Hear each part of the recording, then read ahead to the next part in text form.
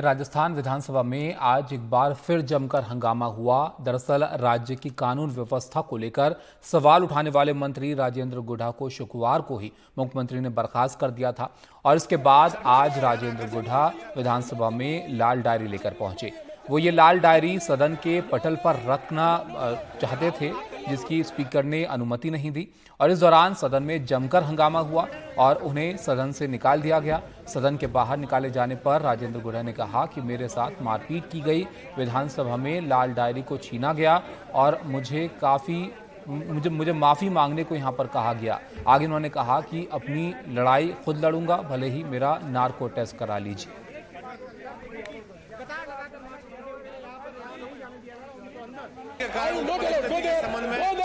सरकार का ध्यान आकर्षित करना चाहता हूं। मैं चेंबर में या नहीं या not allowed. I will not allow you. I will not allow you. I will not allow you. I will not allow you.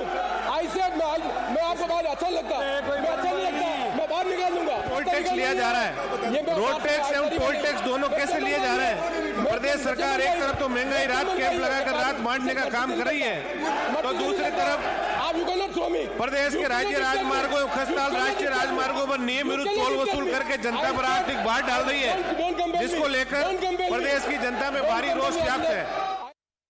मैं बताना चाह रहा हूं इन सारे लोगों को किस तरीके से कांग्रेस के नेताओं के ऊपर फिल्में बन रही हैं। मेरे पास वो डायरी थी, वो डायरी मेरी छीन ली गई।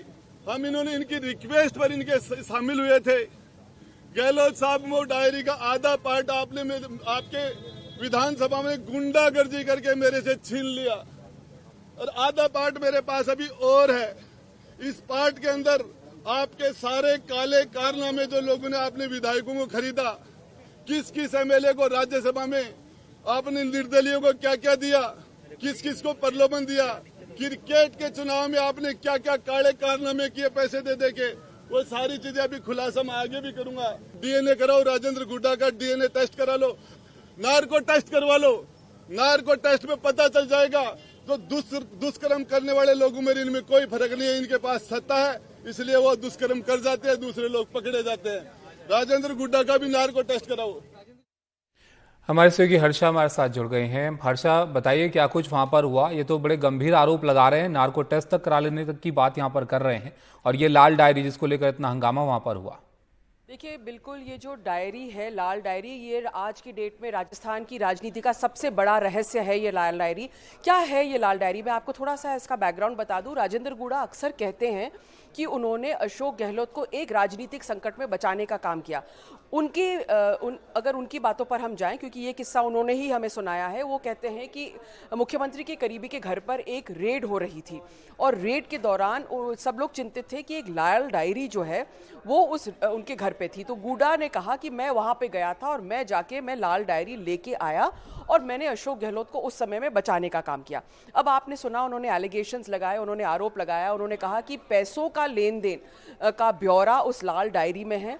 आज वो सदन में लाल डायरी को लेकर गए और उन्होंने सदन की टेबल पे रखने की कोशिश की, वहाँ पर उनको नहीं रखने दिया गया। आप सुन रहे थे किस तरह से स्पीकर ने उनको कहा कि हम इसको ऑन रिकॉर्ड नहीं लेंगे, इनफैक्ट जो एंटायर प्रोसीडिंग्स हैं उनको एक्सपंज किया जाएगा। और फिर गुढ़ा जब वहाँ पर गए तो शांति धारीवाल से भी उनके साथ कुछ धक्का मुक्की हुई है, दूसरे एमएलएज भी आए और फाइनली उन्होंने मार्शल्स ने उनको बाहर लेकर आ गए। और फिर आपने देखा कि सदन के बाहर किस तरह से वो ये आरोप लगा रहे हैं। कौन है गुढ़ा, क्या है इनका बैकग्राउंड? गुढ़ा जो है, राजेंद्र गुढ़ा, हमेशा से कभी कभी निर्दलीय, कभी बीएसपी के टिकट पे लड़ते आए हैं। पिछली बार 2 बार वो बीएसपी के टिकट पे लड़के आए हैं और वो कांग्रेस की सरकार में शामिल होकर मंत्री बने हैं। पिछली बार भी जब कांग्रेस की सरकार बिल्कुल ही बहुमत में नहीं थी, 6 बीएसपी विधायकों को लेकर उनका विलय हुआ था कांग्रेस में और उसमें गुढ़ा भी थे। और उसके बाद में जो है कि वो पूरी तरह से अशोक गहलोत के समर्थन में नजर आए। जैसे मैंने कहा कि जब पायलट का रिबेलियन हुआ था उस टाइम उन्होंने अशोक गहलोत को बचाया था। जब वो रेड्स हुई थी तो कहते हैं कि मैंने लाल डायरी बचा के मैं लेके आया था। लेकिन अब एकदम से पिछले कुछ महीनों से वो पायलट की तरफ बोलने लगे थे और अपने ही सरकार को अटैक करने लगे थे।